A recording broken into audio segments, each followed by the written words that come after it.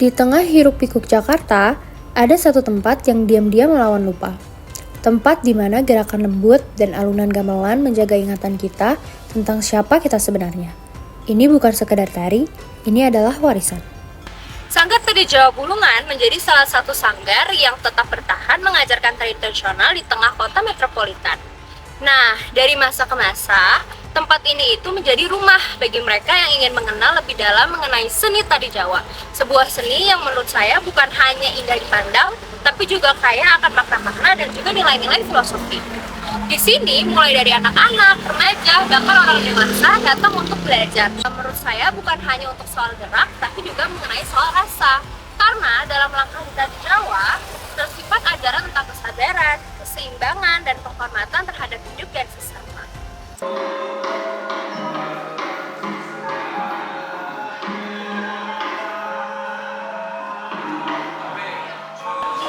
Ibu namanya lengkapnya Budi Susilowati, jabatannya jinsnya sebagai pelatih dan bendahara harian Jawa Kasih Gaya Surakarta ya, ada dua, Jawa atau Gaya Jogja sama Gaya Surakarta atau Solo.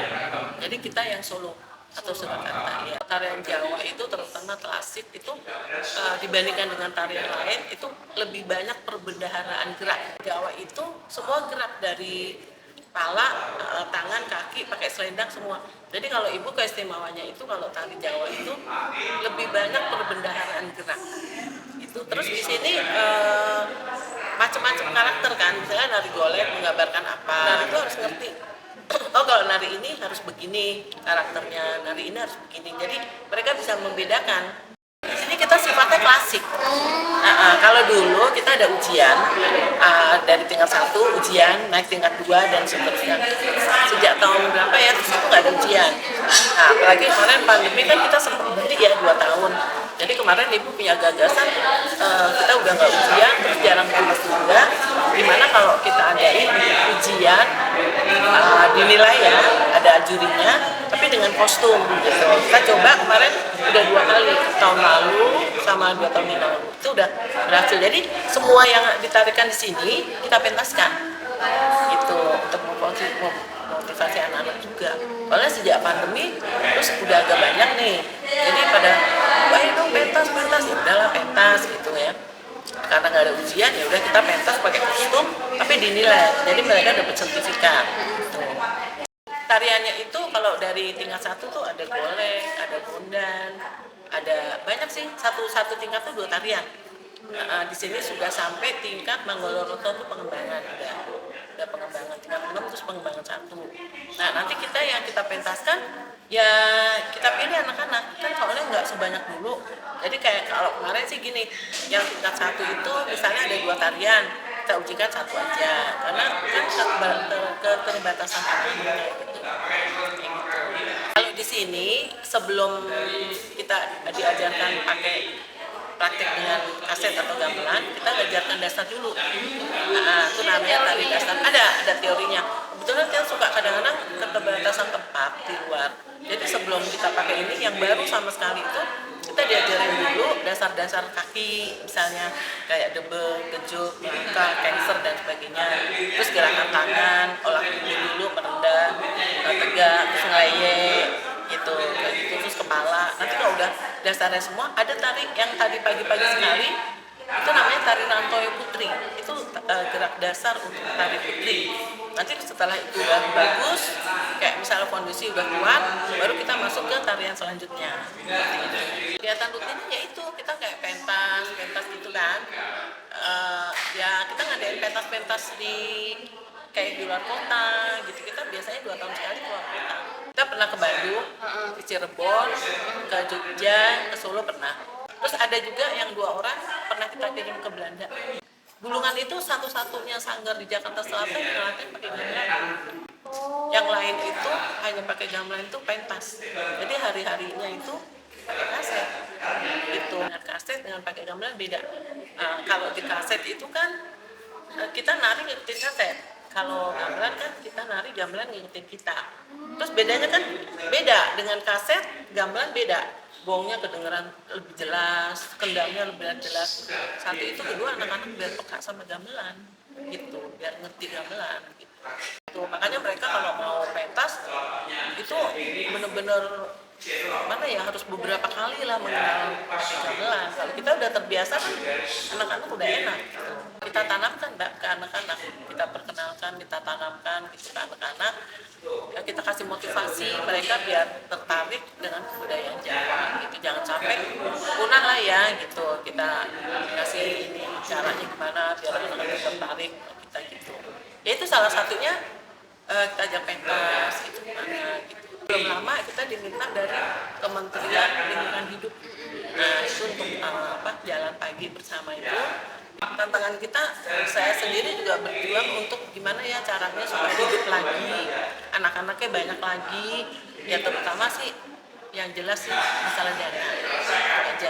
Biasanya kita seminggu sekali itu setiap minggu pakai dana, pakai gamelan. Tapi karena terbatasan dana, anaknya sedikit sejak pandemi, jadi kita 2 minggu sekali. Gitu. Terus ada donatur juga dari Pak Isadi SK yang pegang Trans TV, dia donatur tetap kita. Tiap bulan dia ngasih gitu. Kita udah dirintis ya sama yang terdahulu, kalau hanya karena pandemi habis gitu terus tiba-tiba mati dong, udah nggak ada lagi namanya ya. Tari Jawa bukan sekedar gerakan tubuh. Di balik setiap langkah ada maknanya. Tentang kesabaran, tentang keseimbangan, dan juga tentang kehidupan. Mudah-mudahan sih kalau ibu mengharapkan untuk selanjutnya ya anak-anaknya tuh lebih banyak lagi, kita lebih maju lagi gitu. Terus ya kalau pentas-pentas gitu mudah-mudahan sih ada donatur yang masuk, itu aja.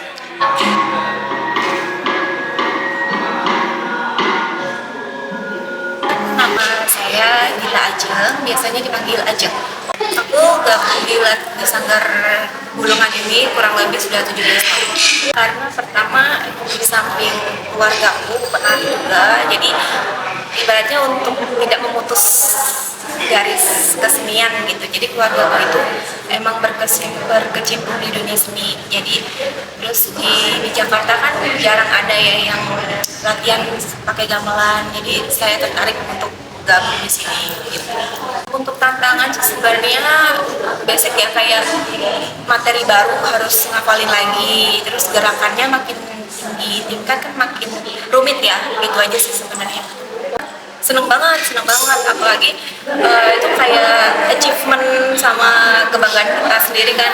Kita udah latihan berbulan-bulan, ngapalin tarian, gerakan, apalagi dipakai bajunya tuh yang bagus gitu, jadi kelihatan megah gitu. Jadi kita kelihatan jadi putri. Pentasnya itu pentas sama kalau ada materi baru itu kayak aku harus bisa nih, harus hafal gitu biar kekejar ke materi selanjutnya, ke tingkat selanjutnya gitu. Sekarang mulai tertarik sih kalau aku lihat, terbukti dari beberapa bulan terakhir sanggar kita itu banyak yang ikut mendaftar di sini. Pernah sehari itu sampai 5 yang daftar di sini gitu.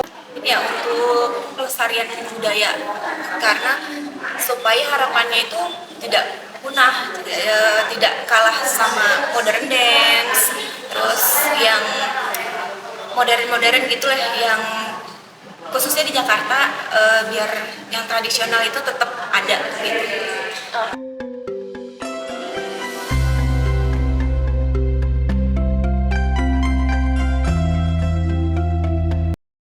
Bunda Nadia, anak saya sudah dari kelas 3 SD, sekarang dia SMK. Pertama mungkin anak saya memang senang tari, terus dia minta dicariin sanggar, dan saya lagi nyari-nyari, saya dapat tuh dari YouTube, dan teman saya dapat di Sanggar Bulungan. Selain melestarikan kebudayaan untuk kebudayaan sendiri ya di Indonesia, mungkin melatih, pertama kalau anak saya sih mungkin kalau menurut saya melatih kesabaran, karena gerakan-gerakan tari Jawa itu kan lambat gitu, melatih kesabaran. Alhamdulillah sih sampai sekarang memang masih berlanjut dengan